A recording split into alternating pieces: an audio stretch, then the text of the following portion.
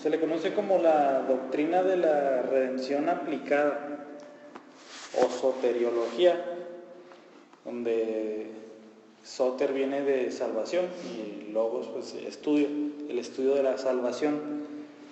Y no vamos a entrar así como directamente a ver la salvación. Siempre tenemos que empezar con un tema que se llama la gracia común. Así es como empezamos a estudiar la doctrina de la salvación. Pues a lo largo van a ser 2 clases, a lo largo de estas 2 clases van a empezar a ver por qué tenemos que ver esta doctrina de la gracia común. Cuando Adán y Eva pecaron, ¿cuál fue la consecuencia? O sea, Dios ya lo había dicho, pero ¿cuál fue? ¿Cuál fue la paga pues de que ellos hubieran pecado? La muerte. Dios dijo, el día que comieran de ese árbol, de cierto, morirán. Pero nos topamos algo interesante. O sea, ellos comieron del árbol y no se murieron. O sea, no cayeron directo al piso, sino que vivieron unos años todavía después de ver la muerte física. Y de hecho, todos nosotros también, en el momento en que un ser humano peca, ya sabemos que Dios no lo fulmina inmediatamente. Eso se merece, pero Dios no hace eso. Entonces, todos nosotros somos la viva muestra de que en cuanto pecamos, Dios no nos da esa paga que es la muerte. Cada vez que una persona peca, Dios, si va a ser totalmente justo, debería de darle la muerte, debería de separarlo de él. Eso se le conoce como el infierno, pues la separación de la presencia eterna de Dios y experimentar pues su ira divina para siempre. Eso es la justicia de Dios.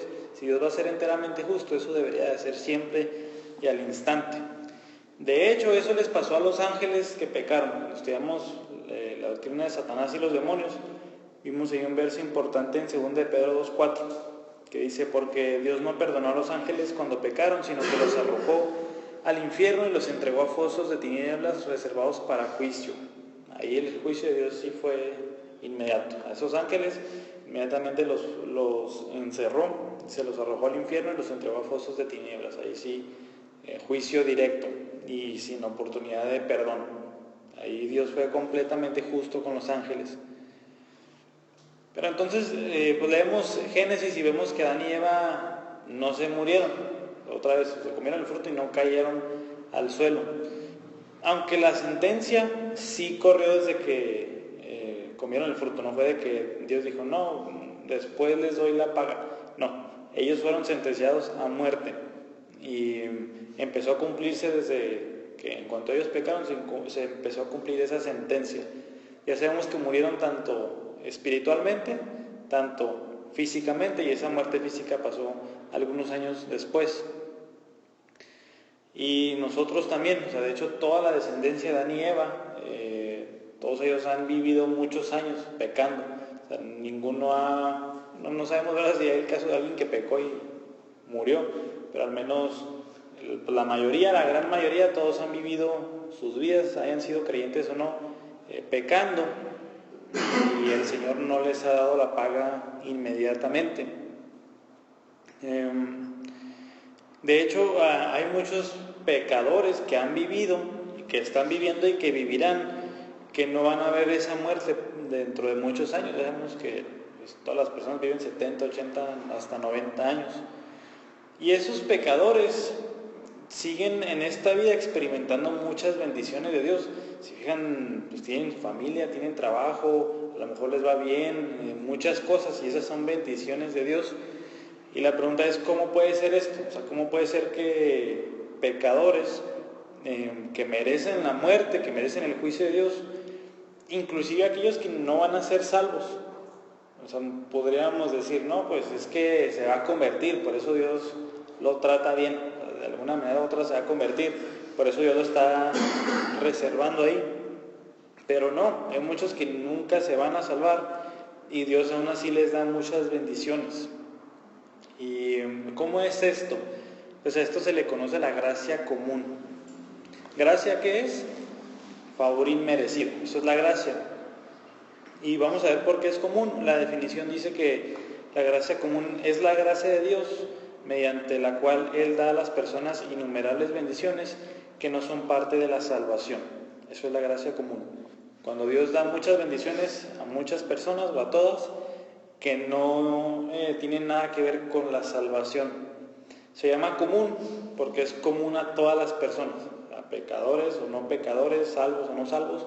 Esas bendiciones de Dios van a todos por igual, por eso es común, gracia común. La gracia común se distingue de la gracia que trae salvación. Ahí la Biblia dice que somos salvos por gracia. Efesios 2:8 dice que por gracia ustedes han sido salvados. A esa gracia la llamamos gracia salvadora, porque esa gracia resulta en que una persona se salve. Y esto no es de que existan dos gracias o dos tipos de gracias, sino que es la misma gracia de Dios manifestada de dos maneras diferentes, pues, para no separarlas así del todo. Vamos a ver en qué es diferente la gracia común a la gracia salvadora. Pues, número uno, en los resultados. La gracia común, el resultado de la gracia común son bendiciones, es una vida más larga, a lo mejor paz, un poco de paz en esta vida, etc. El resultado de la gracia salvadora, ¿cuál es? La salvación de esa alma. Entonces los resultados son diferentes. Número dos, los receptores son diferentes. En la gracia común, los receptores de esa gracia, pues es toda la humanidad por completo. Esa gracia no tiene, no es excluyente, pues. O sea, no hay que a estos sí o a estos no. Y la gracia salvadora obviamente sí es exclusiva. Solo algunos reciben esa gracia, no la reciben todos. Y su fuente. ¿Por qué su fuente? Porque no fluye de la gracia de Dios mismo. Sí, pero la gracia salvadora fluye de la obra expiatoria de Cristo en la cruz. De ahí sale la gracia salvadora. Y la gracia común no viene de la cruz. O sea, la gracia común es de parte de Dios por Él ser un Dios de gracia. Sin embargo, no podemos desconectarlas del todo porque Dios no fulmina a todo el ser humano cuando peca para que reciban la gracia salvadora a algunos, pues. Es por eso que de alguna manera u otra la gracia común se conecta un poquito con la salvadora, en que para que el ser humano reciba la gracia salvadora, pues tiene que recibir la gracia común primero de Dios, que lo cuide, que se mantenga vivo, pues, aunque siga siendo un pecador. Y hoy vamos a ver algunos ejemplos de la gracia común. No los vamos a ver todos, los vamos a terminar la semana que entra. Si miramos al mundo a nuestro alrededor y lo ponemos en una balanza, lo contrastamos contra el infierno, vamos a ver que esta vida es muchísimo mejor. O sea, independientemente del estado, pues, de lo que estemos mirando, sea feo, sea malo, es infinitamente mejor que el infierno. Y vemos muchos ejemplos de la gracia común en la vida diaria. De hecho, hay una frase ahí muy famosa que desgraciadamente muchos creen, que es de que esta vida es el infierno, ¿verdad? Que el infierno no existe, que esta vida es el infierno, pero en esta clase vamos a ver que por supuesto que no. Es un concepto del infierno, del pecado, de la justicia de Dios, demasiado bajo. Vamos a ver primero en la esfera física, la gracia común de Dios. Cada vez que un ser humano respira es por la gracia de Dios. Dios le está regalando de su aire, pues. Sabemos que todas las cosas son de Dios y absolutamente todas las personas recibimos sol, el calor, el aire. Todo eso es un don de Dios, es un regalo de Dios para absolutamente todas las personas. Y otra vez, a pesar de que la paga de esa persona sea lo que merece, sea la muerte. Entonces, por eso cada vez que un ser humano le late el corazón, es mera gracia de Dios. Además, una maldición que resultó del pecado de Adán y Eva fue, en Génesis 3:18, dice que la tierra iba a producir cardos y espinos. Ese fue un resultado del pecado. Sin embargo, sabemos que la tierra no nada más produce cardos y espinos. La tierra no nada más es un desierto completo. Ya sabemos que hay demasiados campos gigantescos que producen muchas cosas buenas para nosotros, de tal manera que nos produce alimentos, lo esencial para construir cosas, para vestirnos, y todo eso otra vez es una gracia de Dios. Dios lo está regalando. O sea, por el pecado de ustedes hicieron que la tierra empezara a producir cardos y espinos, mas no es todo lo que produce, también produce muchas buenas cosas para ustedes, para que ustedes las disfruten. Hay un pasaje muy importante en Mateo 5, del 44 al 45. Dice Jesús: pero yo les digo, amen a sus enemigos y oren por los que los persiguen, para que ustedes sean hijos de su Padre que está en los cielos, porque Él hace salir su sol sobre malos y buenos, y llover sobre justos e injustos. Aquí hay que conectar los dos versículos. Nos tendemos a ir nada más por la segunda mitad, pero al principio dice Jesús, a pesar de que haya gente que los odia, a pesar de que haya gente que los maltrate, a pesar de que tengan enemigos, oren por ellos. O sea, no les devuelvan mal por mal. Oren por ellos y bendígalos. Y Jesús pone el ejemplo. Dios hace salir su sol no nada más sobre los buenos, no nada más sobre los que le alaban, no nada más sobre aquellos que creen en Él. No, hace salir su sol sobre justos e injustos. Y luego habla sobre la lluvia, que es más bien como para el trabajo. O sea, Dios da su lluvia también a creyentes y a no creyentes. O sea, el campo, o traducido aquí, los no creyentes aún tienen su trabajo y ganan su dinero para vivir. Entonces, y así es Dios les regala eso. Entonces aquí Jesús está diciendo, sean como Dios. Dios es bueno, pues Dios con todos. Así también ustedes, aunque tengan enemigos, bendígalos, trátenlos bien. En el Antiguo Testamento también vemos algunos ejemplos. Un ejemplo lo tenemos en Génesis 39:5. Génesis 39:5 dice: y sucedió que desde el tiempo que lo hizo mayordomo sobre su casa y sobre todo lo que poseía, el Señor bendijo la casa del egipcio por causa de José. La bendición del Señor estaba sobre todo lo que poseía en la casa y en el campo. Aquí vemos cómo José, un fiel creyente a Dios, trabajó en la casa de este egipcio. Dice que el resultado de eso fue que el egipcio le fue muy bien. ¿Cuáles fueron las palabras aquí? Que el Señor bendijo la casa, o sea, le dio una bendición especial ahí, y la bendición estaba sobre todo lo que poseía en la casa. Esta bendición fue material, pues, en este sentido. Al egipcio le fue bien, nada más por el hecho de que José estaba ahí, porque Dios estaba con José, pues le alcanzó ahí bendición a este egipcio. Y otra vez, ¿ese egipcio merecía algo de Dios? Sí, la muerte nada más, era lo único que merecía. Pero aún así, el egipcio disfrutó de muchas bendiciones de Dios. Un salmo muy útil también es el Salmo 149. Salmo 149, verso 9. Perdón, Salmo 145. Salmo 145, verso 9 dice: el Señor es bueno para con todos y su compasión sobre todas sus obras. Ahí mismo en el verso 15 y 16 dice: a ti miran los ojos de todos y a su tiempo tú les das su alimento. Abres tu mano y sacias el deseo de todo ser viviente. Aquí claramente dice cómo Dios a todo el ser humano le da alimento y le da, sacias el deseo de todo ser viviente. O sea, el Señor sustenta toda la creación.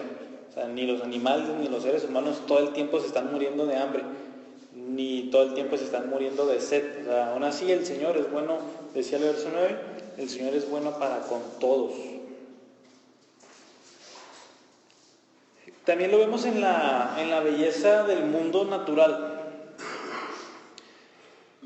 Ahorita leímos cómo la tierra fue sometida a una maldición, de tal manera que empezó a producir espinos y cardos.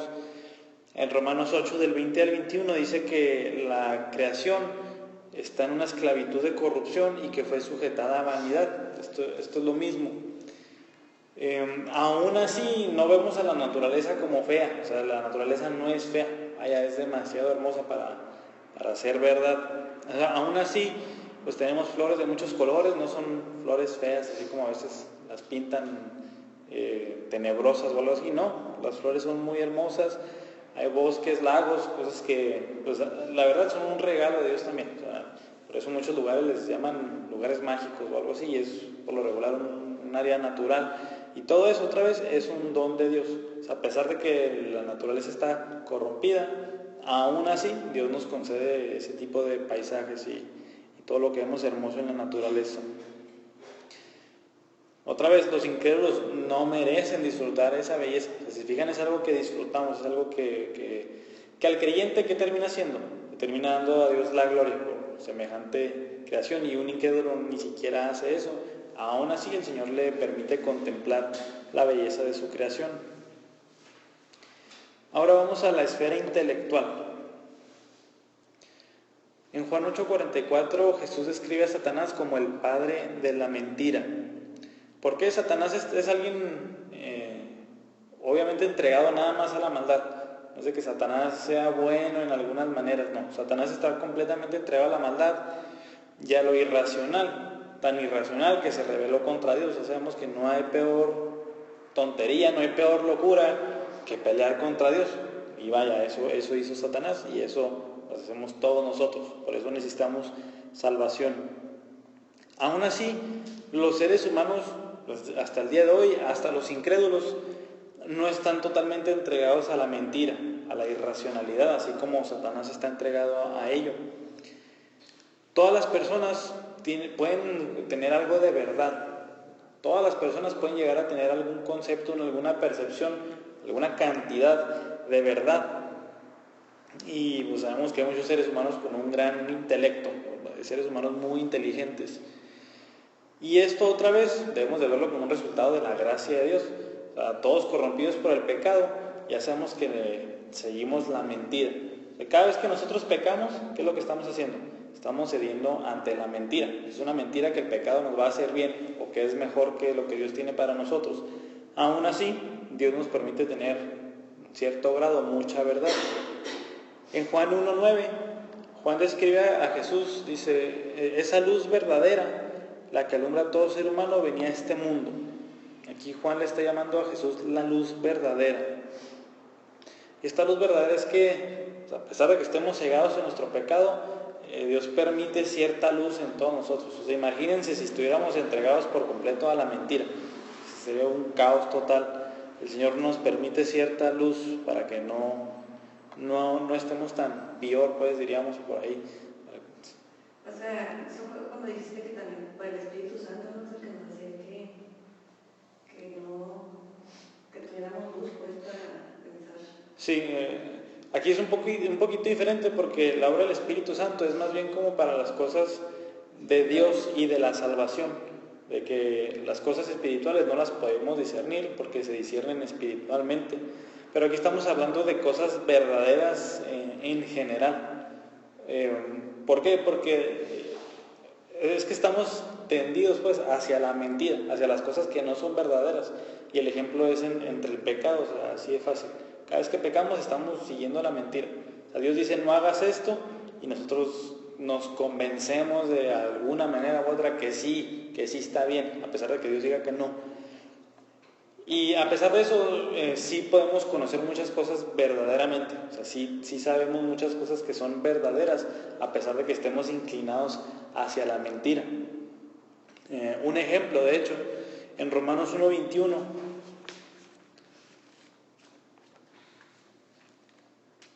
Romanos 1:21 dice, pues aunque conocían a Dios, no lo honraron como a Dios ni le dieron gracias, sino que se hicieron vanos en sus razonamientos y su necio corazón fue entenebrecido.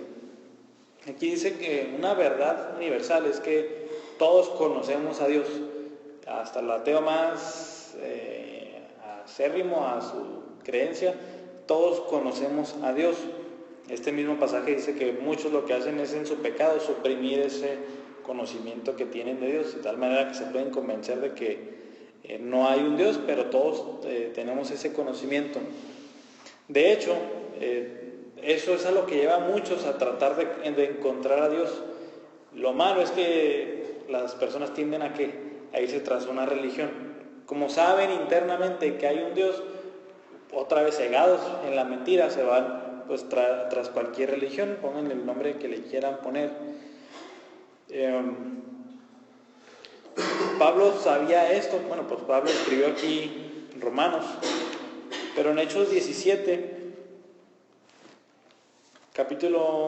Hechos 17, versos 22 y 23, aquí cuando les predica a los atenienses, pues eran personas gentiles, personas que tenían sus dioses. Dice, entonces Pablo, poniéndose en pie en medio del areópago, dijo, varones atenienses, percibo que ustedes son muy religiosos en todo sentido, porque mientras pasaba y observaba los objetos de su adoración, había también un altar con esta inscripción, al Dios desconocido. Pues lo que ustedes adoran sin conocer, eso les anuncio yo. Esto es una descripción de todas las religiones, ¿verdad? Yo veo que son muy religiosos porque tienen sus dioses. Tan religiosos eran que tenían todas sus estatuas y había una que ni siquiera tenía nombre y le pusieron al Dios desconocido, o sea, al que todavía ni siquiera conocemos, pues. Y dice Pablo, yo sé que ustedes tienen un cierto sentido en que hay un Dios, y ese Dios que ustedes no conocen es el que les voy a presentar, que es el Dios verdadero. Pero aquí Pablo sabía que todas las personas tienen un conocimiento de Dios. Aquí el conocimiento verdadero es que saben que hay un Dios. El conocimiento falso es que sea Buda, es que sea es que sea lo otro, es que sean muchos, es que sea una persona. Eso es lo que ya está, lo que el ser humano ya en su pecado sigue esa mentira. Pero al menos todos tenemos una insinuación de que hay un ser superior, pues. Pero ya sabemos que eso no basta, por supuesto que no basta eso. El hecho, por ejemplo, la ciencia se encarga de encontrar la verdad, de estudiar cosas y sacar información sobre ello. Y un aspecto de la gracia común es también pues, todos los avances tecnológicos que tenemos. O sea, no hubieran sido posibles si no hubiéramos encontrado ciertas verdades. O sea, de no saber que tales cosas se comportan de esta manera, no hubiéramos podido progresar. Y eso también es gracia de Dios. O sea, el Señor nos permite llegar a ese conocimiento que es verdadero. Ahí al principio de estas clases vimos una frase de que toda verdad es una verdad de Dios. O sea, váyanse al ámbito que ustedes se quieran ir. Si yo llego a un conocimiento verdadero es porque Dios es verdadero, es porque Dios lo hizo así. Entonces toda verdad al final del día es una verdad de Dios. Y en un sentido práctico, de hecho, o sea, si vamos al supermercado, si nos subimos a nuestro automóvil, si vamos a nuestra casa y vemos refrigeradores, computadoras y todo, deberíamos darle gracias a Dios por su gracia común de que le permite a personas creyentes y a personas no creyentes pues estar avanzando en el conocimiento. A pesar de que estemos cegados en la mentira, Dios permite que empecemos a tener conocimientos verdaderos de muchos tipos, y todo eso otra vez es gracia de Dios. Si viéramos en la mentira, estaríamos con piedras y palos todavía, pero no, el Señor nos concede ahí luz intelectual para avanzar. En la esfera moral, aquí se pone bueno. Dios refrena a las personas de ser tan malas como pudieran ser, y eso es algo totalmente bíblico. O sea, Dios realmente restringe el mal en el mundo. O sea, si Dios nos dejara así a nuestra deriva, seríamos un desastre total. Ahora sí iríamos tras la mentira totalmente, no tendríamos compasión, no tendríamos nada. Estaríamos libres en nuestro pecado y sería un desastre.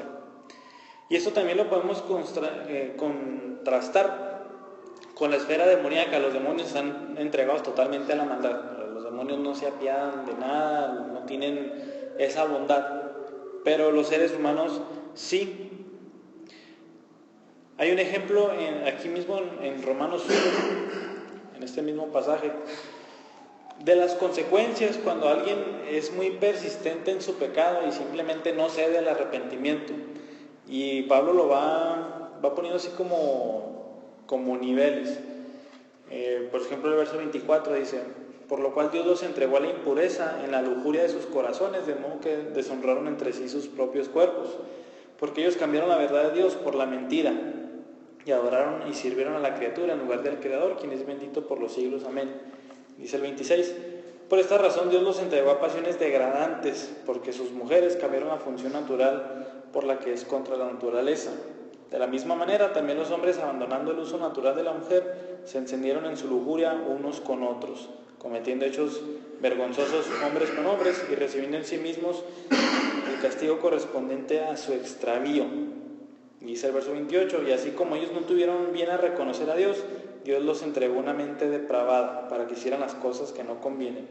Esto habla de cuando alguien es muy persistente otra vez en su pecado. Dios dice aquí el 28, Dios lo entrega a su mente depravada. O sea, Dios lo deja hacer lo que tiene en su mente y termina siendo un desastre. Aquí hay una serie de ejemplos de pecados, pero en la mayoría de los casos no es así. Estos son casos muy especiales que son muy notorios de alguien que simplemente está muy entregada al pecado. En la mayoría de los casos, entonces, Dios sí restringe a las personas para que no sean tan malas como pudieran ser. Aquí en Romanos 2, del 14 al 15, vemos una de las herramientas más útiles que Dios usa para restringir el pecado en el ser humano. Aquí habla sobre los gentiles, o sea, prácticamente toda la humanidad entera ahorita que no tienen un conocimiento de Dios o de la Biblia, dice, porque cuando los gentiles que no tienen la ley cumplen por instinto los dictados de la ley, ellos no teniendo la ley son una ley para sí mismos, porque muestran la obra de la ley escrita en sus corazones, su conciencia dando testimonio y sus pensamientos acusándolos unas veces y otras defendiéndolos. Es un versículo muy importante. O sea, ¿cómo es que los gentiles, todos nosotros, sabemos que ciertas cosas están mal y ciertas cosas están bien? O sea, ¿por qué todos sabemos que está mal robar? ¿Por qué no hay unos que dicen es que no tiene nada de malo? Es bueno robar. ¿Por qué todos estamos de acuerdo en que matar es malo? ¿Por qué todos sabemos que la familia es el núcleo de toda sociedad? Etcétera. ¿Por qué mentir es malo? ¿Por qué todo lo que dice la ley de Dios, todo lo que nos prohíbe Dios, todo lo que nos dice que hagamos, por qué todos, aunque ni siquiera lo conozcan, están inclinados a eso? Dice aquí, muestran la obra de la ley escrita en sus corazones. Además de que todos tenemos un cierto conocimiento de un Dios, de un ser superior, dice la Biblia que todos tenemos esa ley moral de Dios, por igual, también todos. Dice aquí que unas veces acusándolos, o sea, las personas cuando hacen algo malo, otra vez independientemente de que la Biblia les diga nada, su conciencia les dice está mal, eso está mal, simplemente, o sea, no lo puedes esconder, como quieras hacerle, está mal. Y dice, y otra vez es defendiéndolos. O sea, cuando alguien aboga por una buena causa, la conciencia le dice estás bien, eso que estás defendiendo ciertamente está bien. Eso es una herramienta entonces muy útil que usa Dios para restringir el pecado. Obviamente no todos somos obedientes a esa conciencia y de hecho mientras más pecadora es una persona, esa conciencia la está suprimiendo, pues también la está silenciando con todo lo que, con todas sus fuerzas, empieza a silenciar esa conciencia. Ya sabemos que hay personas que hacen pecados sin remordimiento alguno. ¿Qué pasó ahí? Esa conciencia ya la suprimió tanto que Dios lo entregó. Ya no te voy a acusar pues en tu mente. También lo vemos en que pues las sociedades, vamos ahorita a eso, ahí en Romanos 1:32 confirma esto, dice, ellos aunque conocen el decreto de Dios, que los que practican tales cosas son dignos de muerte, no solo las hacen, sino que también dan su aprobación a los que las practican. Aquí sigue hablando sobre el pecado del ser humano, dice, ellos conocen el decreto de Dios, de que si practicas esas cosas, eres digno de muerte, pero a pesar de que todos sabemos eso, dice, no solo las hacen, sino que dan su aprobación cuando los demás las hacen, y es una verdad absoluta, ¿verdad? O sea, como decía de Obama. ¿De qué? Que aceptaba los funcionarios. Sí, ¿y qué hacen las personas? Obama, ¿qué estás haciendo? No, las personas levantan el pulgar, sabiendo que está mal, sabiendo sus conciencias acusándoles, lo restringen y simplemente le dicen, sigue adelante, sigue corrompiendo todo. Y esto ahora sí este sentido interno lleva a que las sociedades se empiezan a construir con leyes pues muy parecidas a las de la Biblia. Vaya, muchos delitos pues, concuerdan curiosamente con lo que dice la Biblia. ¿Por qué? Porque todos tenemos ese sentido interno otra vez de que esas cosas están mal y las otras cosas están bien. Otra vez, cuando estamos hablando así acuérdense que esto se llama la depravación total, de que el ser humano está corrompido completamente. Acuérdense que no significa que los seres humanos son tan malos como pudieran ser. Ya sabemos que hay grados de pecadores, pues esa persona es un entregado al pecado y esta persona simplemente peca. Aún así, cuando hacen lo que en su conciencia esta ley de Dios en sus corazones les dice que está bien, eso no significa que estén haciendo méritos para Dios. No significa que Dios está bien, mal, bien, y al final a ver cómo está la lista. Pues claro que no. Acuérdense que es una situación judicial. No importa si yo cumplí toda la ley mexicana, si fallé nada más en un homicidio, claro que no me van a perdonar eso. Yo tengo que pagar la condena que dice la ley, aunque sea un delito, pues la tengo que pagar, independientemente si cumplí todo lo demás. De hecho, Jesús lo puso en estos mismos términos, en Lucas 6:33. Jesús pregunta, ¿y qué mérito tienen ustedes al hacer bien a quienes le hacen bien? Aún los pecadores actúan así. O sea, aún los pecadores obviamente pues con sus familias sí se comportan de buena manera, aunque a lo mejor con los demás no. O los pecadores hacen buenas cosas con otros pecadores, pero ya con otros no. Aquí ese es el punto de Jesús. O sea, sí, los pecadores hacen muchas cosas buenas con los que le agradan, pero dice Jesús, eso no a ustedes que sí son creyentes, pues de nada les sirve ser buenos con los que les agradan a ustedes, no tienen que ser buenos absolutamente con todos. Pero ahí el punto es que unos pecadores hacen cosas buenas, aún así de cierta manera cumplen esa ley. De hecho, hay regiones, hay sociedades, hay países que se han fundado con una fuerte influencia cristiana y esas leyes se han constituido muy apegadas a la moralidad de la Biblia. Una de ellas es Estados Unidos.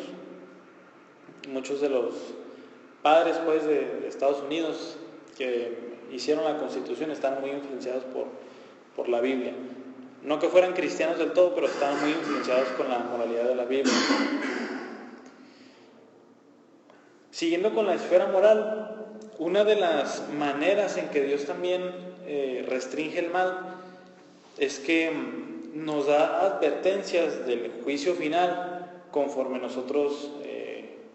nuestra vida. O sea, Dios ha ordenado el mundo de tal manera que si empezamos a cumplir la ley de Dios, otra vez independientemente si para salvación, o sea, dejemos eso de lado, si cumplimos la ley de Dios, vamos a ver que nos va a ir bien en la vida. Y si la desobedecemos, vamos a ver que en la vida la vamos a pasar muy mal, a tener consecuencias muy graves.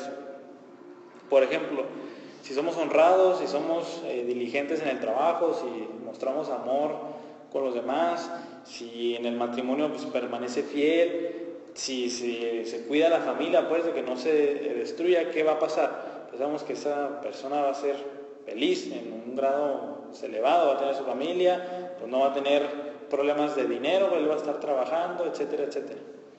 Pero si una persona pues, es deshonesta, si es floja, si es cruel, si no le importa la fidelidad marital o de la familia, o se embriaga, robos, o todo ese tipo de cosas semejantes, ya sabemos que esa persona no tiene felicidad alguna.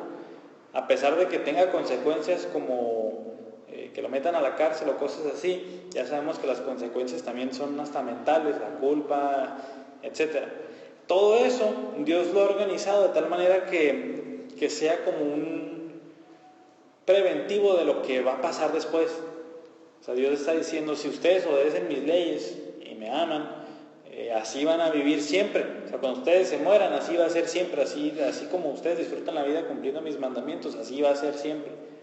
Y al pecador, cuando ve las consecuencias de sus actos, le está diciendo Dios, y así son las consecuencias si mueres viviendo de esa manera, y son mucho peores. Pero entonces, ¿sí se entiende ese punto? Dios ha puesto como recompensas y consecuencias malas dependiendo de cómo vivamos nuestras vidas. Como Necesariamente. O sea, hay gente, como decías ahorita hace rato, de que siempre vive en la montaña y sí, no es como mientras más pecas. siempre andan en la montaña y se ve bien, No se ve por fuera. Sí, una de las cosas es por dentro puede estar completamente destruido, a lo mejor podrá tener mucho dinero, pero a lo mejor ya la familia ya está separada. O sea, el chiste es que Dios sí da avisos de que el estilo de vida que está llevando simplemente no está bien, a pesar de que a nuestros ojos, a pesar de que aparente pues de que es al revés. Sí, ya sabemos que pues es casi una ley que un pobre muchas veces es más feliz que un rico. ¿Por qué? O sea, el pobre no tiene sí, pues el pobre no se preocupa por muchas cosas vanas que el rico se empieza a preocupar. Pero ya sabemos que hay ricos que viven totalmente honradamente, que otra vez pues les va muy bien. Pero entonces sí se entiende eso, es como un aviso de Dios de que si ustedes siguen ese camino, así va a ser en la eternidad, y si siguen el otro camino, así para mal, así va a ser en la eternidad. Es como un aviso. En la esfera de la creatividad, también si se fijan, nosotros tendemos a disfrutar de cosas como los deportes. Los deportes es algo de entretenimiento, música, pintura, inclusive en la comida, pues ya sabemos que es muy diferente un burrito de frijoles a una comida así muy bien hecha por un chef. O sea, ese tipo de creatividad también es gracia de Dios. O sea, Dios nos permite en ese tipo de artes pues desarrollarnos como que todavía más. O sea, esto lo vimos en los atributos de Dios, que Dios es un Dios creativo. O sea, vaya, podemos ver el mundo y ya sabemos que Dios ni nos creó iguales a ningún ser humano, pensamos que todos somos diferentes, pues ni los árboles, si se fijan, no son iguales. O sea, imagínense, por ejemplo, un videojuego de los viejitos, ¿cómo son? Los carros cuadrados, todos del mismo color, los árboles también cuadrados iguales, los monitos iguales. Si se fijan, Dios es bastante más creativo que eso. Podemos mirar los planetas, a las galaxias, en los microscopios, ¿verdad? Y vemos cómo está la creatividad de Dios. Y esa misma creatividad también para incrédulos y para creyentes, Dios permite empezar a desarrollar ciertas áreas dependiendo de esa arte. Y es algo que nos agrada, es algo que nos gusta, es algo que nos gozamos en eso. La última esfera que vamos a ver hoy es la esfera de las relaciones sociales. Dios también permite tener ciertas organizaciones, ciertas sociedades que son para nuestro bien. La primera y la más importante es la familia. Adán y Eva obviamente permanecieron como marido y mujer hasta que se murieron. Y sus hijos también, en Génesis 5 y Génesis capítulo 4, se muestra cómo tuvieron hijos como familia y cómo los hijos de Adán y Eva también tuvieron sus familias. Y esa familia humana persiste hasta hoy. Y es el plan de Dios. El hombre dejará a su padre y a su madre y se unirá a su mujer y serán una sola carne. Y ya de ahí vienen sus hijos y así consecutivamente. Ya sabemos que la familia no es de dos hombres con hijos, ni de dos mujeres con hijos, ni de tres papás con hijos, ni de un papá, mamá con hijos, etc. Ya sabemos que la familia así está constituida por Dios. Y pues cada vez está más comprobado que una familia fuerte tiende a ser muy bien para los hijos, muy bien para la sociedad. Y cuando hay inestabilidad en una familia, ya sabemos que también es lo mismo, las consecuencias son malas. Otra institución es el gobierno. El gobierno humano también es un regalo de Dios. La primera institución del gobierno la tenemos en Génesis 9:6. Génesis 9:6. Dice Dios: el que derrame sangre de hombre, por el hombre su sangre será derramada, porque a imagen de Dios hizo él al hombre. Aquí Dios estaba poniendo un principio de que si alguien asesina a otro, merece morir, o sea, merece la pena capital, pues eso es lo que le conocemos como la pena capital. Y ahí dice por qué, porque ese ser humano está hecho a la imagen de Dios y por eso tiene un valor infinito. Por eso no es lo mismo asar una carne para comérnosla que matar a un ser humano. ¿Por qué? El problema es teológico. Siempre tendemos a buscar respuesta por algún lado, pero el problema es teológico. El ser humano, y nada más el ser humano, está hecho imagen de Dios. Y ahí dice Dios, por eso, si alguien mata a alguien, merece morir, porque ha matado a un ser con infinito valor. Y eso, y aparte de que es la paga del pecado. Entonces ahí Dios ya está instituyendo como reglas que se tienen que vivir en una sociedad. En Romanos 13 es el pasaje por excelencia sobre el gobierno. Fíjense lo que dice Romanos 13:1. Sométase toda persona a las autoridades que gobiernan, porque no hay autoridad sino de Dios, y las que existen por Dios son constituidas. Dice, si te tocó, y esto se refiere a cualquier ámbito laboral, religioso, político, si te haya tocado, donde te haya tocado, te tienes que someter a esa autoridad, tienes que obedecer, tienes que vivir ahí en armonía.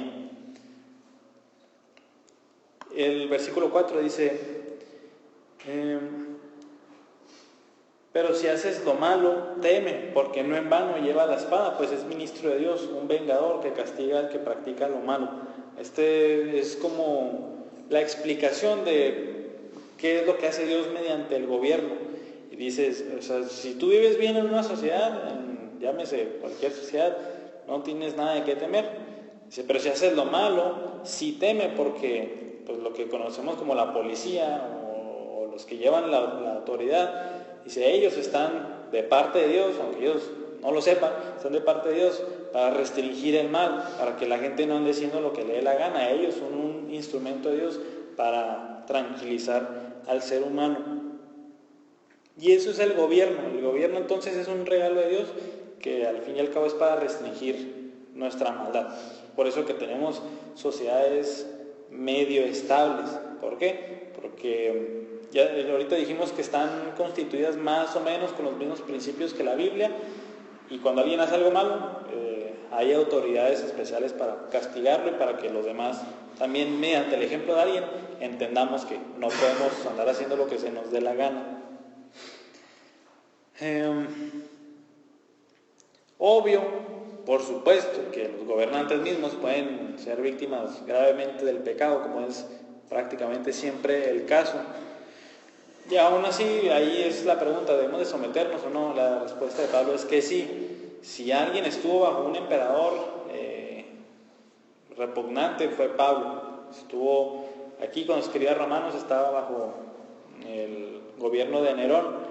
Y Nerón fue un emperador que persiguió cristianos directamente. Entonces, imagínense que ahorita Corral decidiera perseguir a los cristianos y meterlos a la cárcel. Aquí seguiría siendo lo mismo, sométanse, o sea, no se rebelen en contra del gobierno.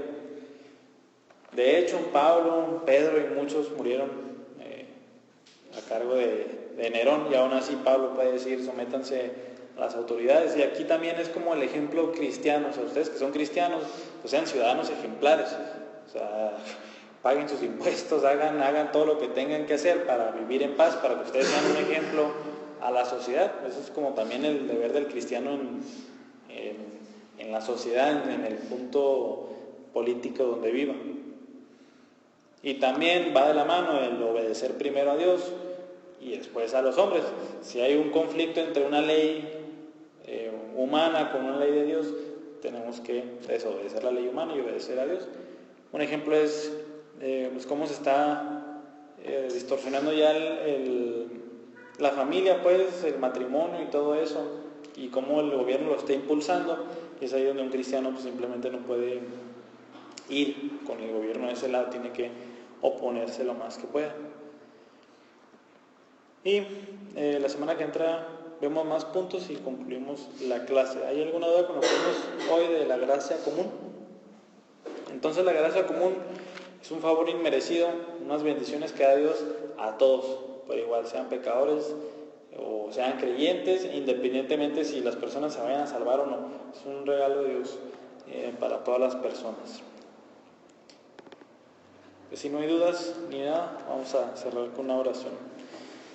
Señor, ayúdanos a apreciar día con día tu gracia común, que pues damos muchas cosas por hecho siempre, pero ayúdanos a meditar y a contemplar pues todo lo que tenemos, que pues, tenemos familias, somos felices, nos das trabajo, nos das aliento, nos das pues, prosperidad en muchos sentidos, y ayúdanos a ver que todo eso es parte de tu gracia común para con todos. Que a pesar de que seamos pecadores o no, tú, Señor, das bendiciones de todo tipo. Y te pedimos que nos sigas guiando para comprender mucho más de esta gracia común la siguiente semana. Amén.